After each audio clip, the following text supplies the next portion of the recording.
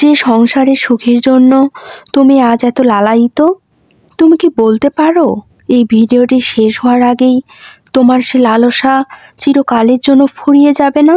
তুমি কি জানো তোমার জন্মেও যেমন তোমার হাত নেই, তোমার বা তোমার আত্মীয়ের মৃত্যুতেও তেমনি তোমার কোনো হাত নেই।